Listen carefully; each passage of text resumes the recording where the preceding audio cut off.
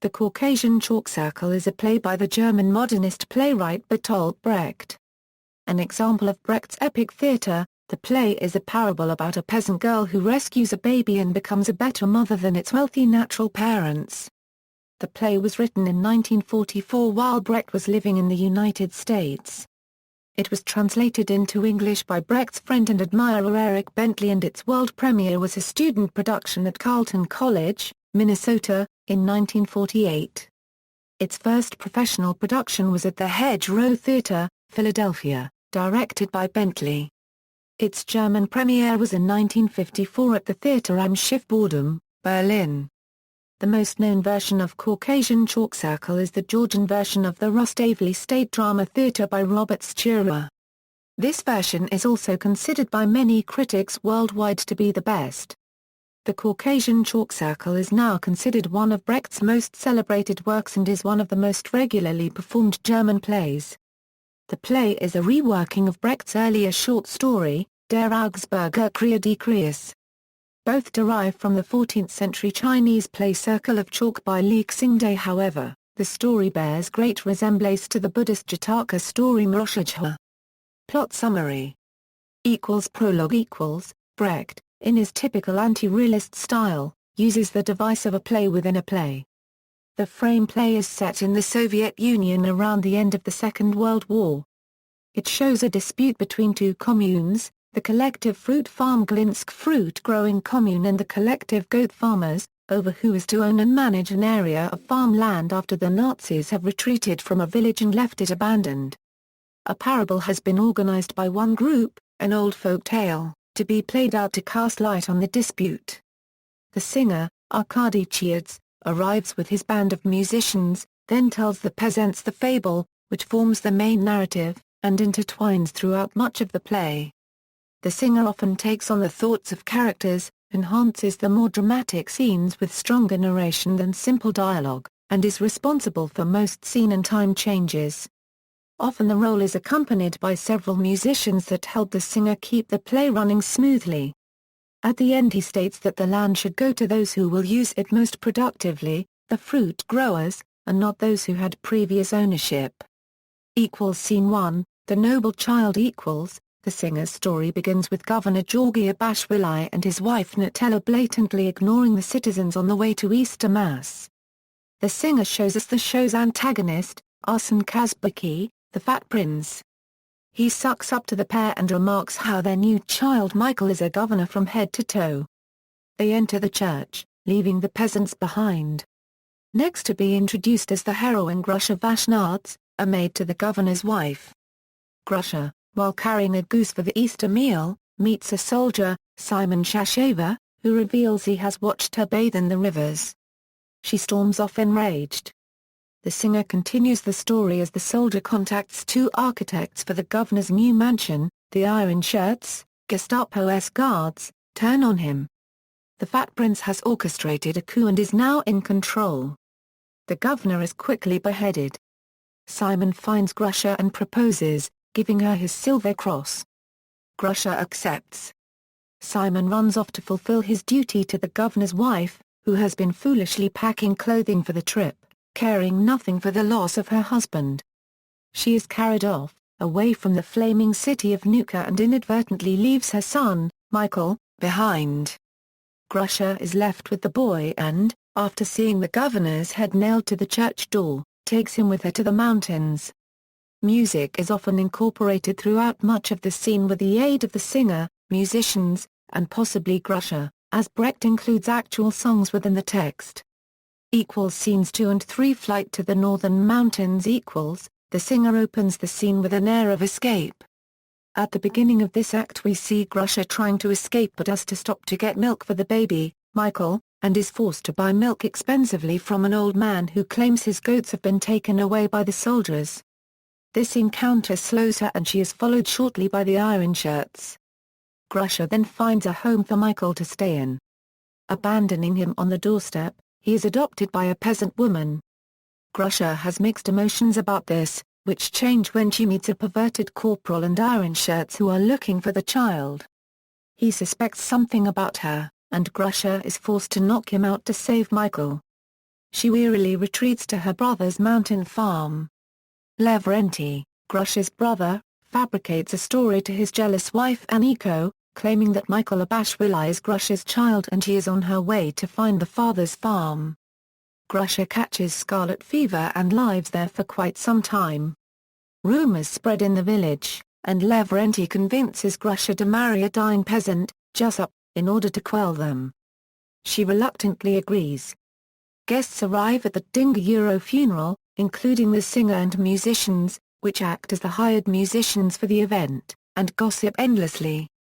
It is revealed that the Grand Duke is overthrowing the princes and the civil war has finally ended, and no one can be drafted anymore. At this, the supposedly dead villager Jusup returns to life, and it becomes clear he was only ill, when the possibility of being drafted was present. Grusha finds herself married.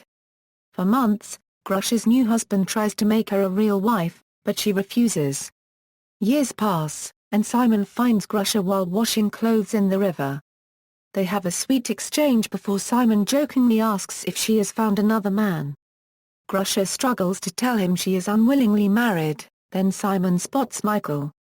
The following scene between the two is told predominantly by the singer, who speaks for each of the two characters' thoughts, and is easily the most heartbreaking part of the play. However, Iron Shirts arrive carrying Michael in, and ask Grusha if she is his mother. She says that she is, and Simon leaves distraught. The governor's wife wants the child back and Grusha must go to court back in Nika. The singer ends the act with questions about Grusha's future, and reveals that there is another story we must learn, the story of Azdak. If an intermission is used, this is generally where it is placed. Scene 4, the story of the judge. The scene opens as if a different play entirely, yet set within the same war setting, is beginning. The singer introduces another hero named Azdak.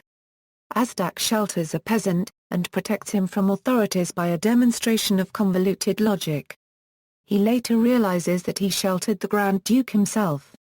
Since he thinks the rebellion is an uprising against the government itself, he turns himself in for his class treason.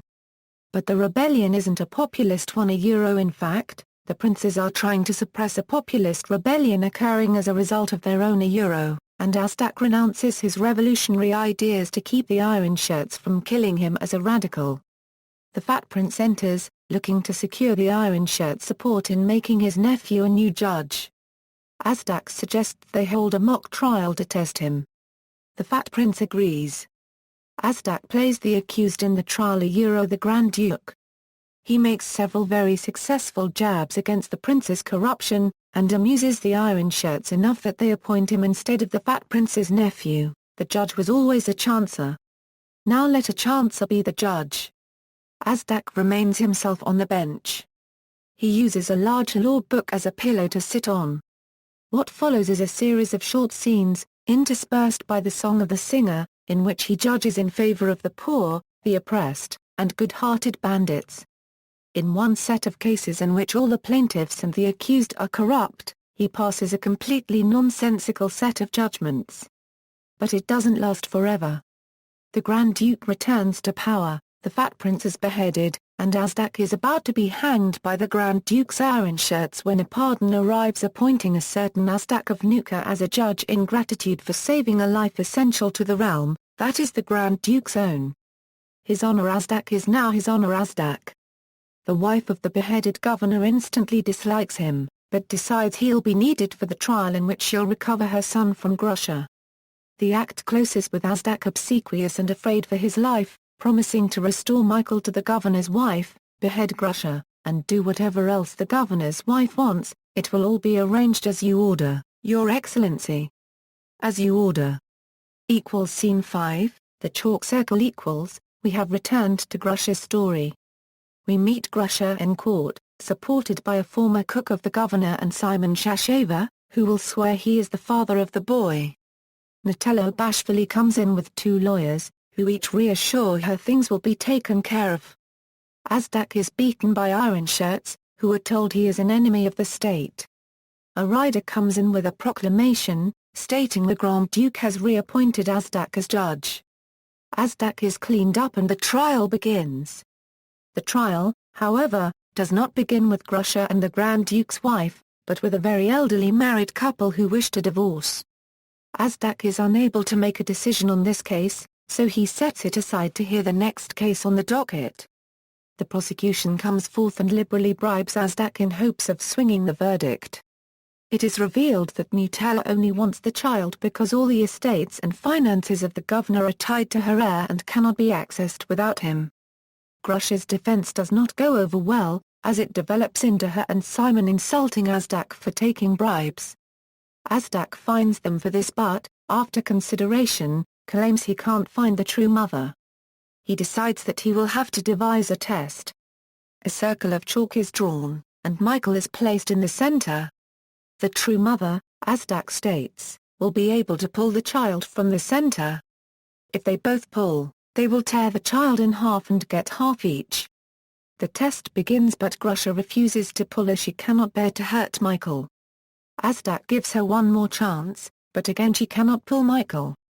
During this dilemma, a poignant song is sung by the singer as a reflection of Grusha's thoughts toward Michael. The others on stage cannot hear this, but they feel the overwhelming emotion through Grusha. Azdak declares that Grusha is the true mother, as she loves Michael too much to be able to hurt him. The governor's wife is told that the estates shall fall to the city and be made into a garden for children called Azdak's Garden. Simon pays Azdak his fine.